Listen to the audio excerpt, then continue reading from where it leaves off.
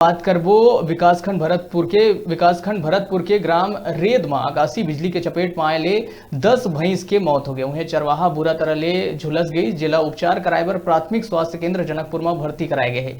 जानकारी के अनुसार ग्राम पंचायत भगवानपुर अंतर्गत ग्राम रेद के रहिया फूलचंदा बिहन्ना घर के तीर अपन भैंस ला चरात रही से ओही बेरा तेज बारिश होए लगी से तबे अचानक आकाशी बिजली गिरे ले चपेट में आए ओकर 10 भैंस के मौका में ही मौत हो गई।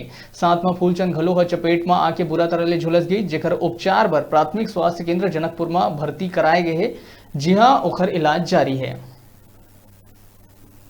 हम रेद में फूलचंद अपने मवेशियों को लेके सुबह लगभग 4-5 बजे अपने भैंस को लेके चरा रहा था, तभी तेज बारिश और आकाशिक बिजली के दौरान में उसके 10 भैंस चपेट में आए, जो कि उनकी मौत हो गई वहीं। और फूलचंद भी बुरी तरह से सीरियस है, जो कि जनकपुर सामुदायिक स्वास्थ्य केंद्र में भर्ती कराया गया है।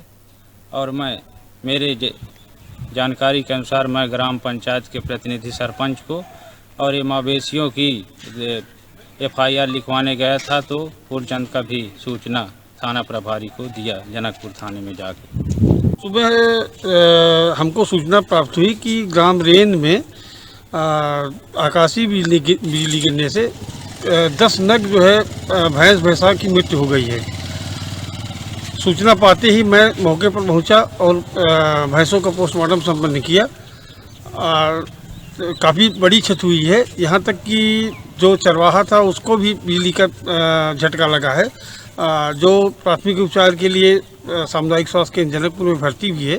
जानकारी मिली आज व्हाट्सएप के माध्यम से, उसके बाद माननीय विधायक जी का भी फ़ोन आया कि फूलचंद सुबह शायद अपनी भैंस को ढीलने गए थे, उस समय बिजली गिरी। तो विधायक जी ने तत्काल कुछ अधिकारियों को निर्देश दिया कि उसका मुआवजा शीघ्र से शीघ्र बनाया जाए, और हमें भी निर्देशित किया कि आप जाइए और देख करके आइए उनकी तबीयत कैसी है।